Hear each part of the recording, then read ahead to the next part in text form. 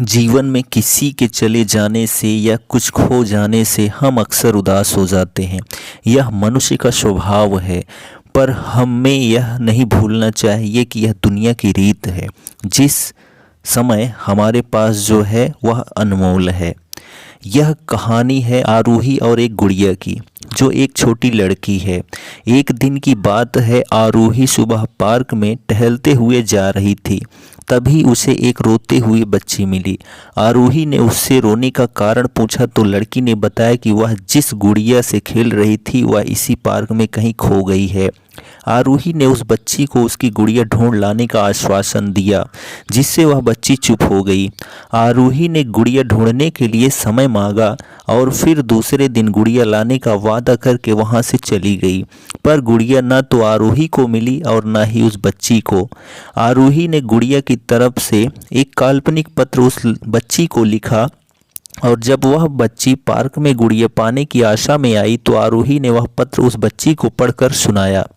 पत्र इस प्रकार था, कृपया रोना मत, मैं समय समय पर उस गुड़िया के बारे में तुम्हें लिखती रहूंगी, बस तुम रोना मत। अब आरूही रोज उस खोई हुई गुड़िया की तरफ से काल्पनिक पत्र लिखने लगी और लगभग रोज ही उस बच्ची को पढ़कर सुनाती, जो कि यात्रा का काल्पनिक वर्णन हुआ करता था। आरूही ने इस काल्पनिक लेकिन रोचक वर्णन ने उस बच्ची को रोने नहीं दिया। वह खुशी खुशी अपनी गुड़िया की घुमक्कड़ी के किस्से सुनाने लगी। अब वह खुश रहने लगी। एक दिन जब काफ़ी कहानियाँ हो गई तो आरूही ने एक दूसरी गुड़िया उस बच्ची को लाकर दी। जाहिर है वह गुड़िया बदली हुई थी। उस बच्ची को अपनी खोई हुई पुरानी गुड़िया जैसे नई लगी तो वह आरूही की ओर देखने लगी। आरूही अनजान बनते हुए गुड़िया में चिपकी एक चिट को निकालकर पढ़ने लगी। उसमें लिखा हुआ था, यह मैं ही हूँ, तुम्हारी वाली गुड़िया जो पार्क में खो गई थी। दुनिया भर की लंबी यात्रा की वजह से मैं थोड़ी बदल गई हूँ। बच्ची को इस गुड़िया और आरूही पर विश्वास हो गया। वह गुड़िया लेकर घर चली गई। वर्षों बाद जब वह बच्ची बड़ी हो गई तो एक दिन वह अपनी अलमारी में कुछ ढूंढ रही थी तो उसका ध्यान उसी गुड़िया पर गया जो आरूही ने उसे दी थी। बचपन की यादें याद करके वह हंसने लगी।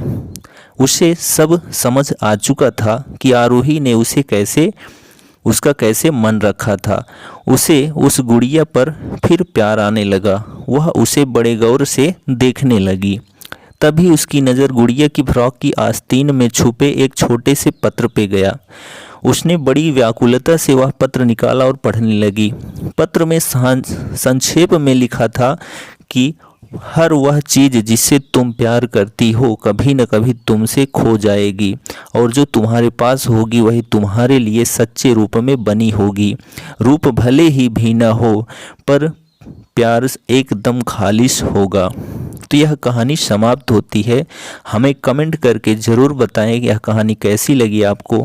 ये कहानी अगर आपके पास भी कोई ऐसी कहानी है जो हमें ज़रूर शेयर करें। हम कोशिश करेंगे आपकी कहानी को लिखने का। आशा करता हूँ कि मेरी यह स्टोरी अच्छी लगी होगी आप लोगों को। इस लेख को पढ़ने एवं सुनने के लिए धन्यवाद। यदि आप लोगों के पास कोई सुझाव है तो कृपया साझा करें और किसी भी प्रश्न को पूछने के लिए स्वतंत्र महसूस करें। धन्यवाद।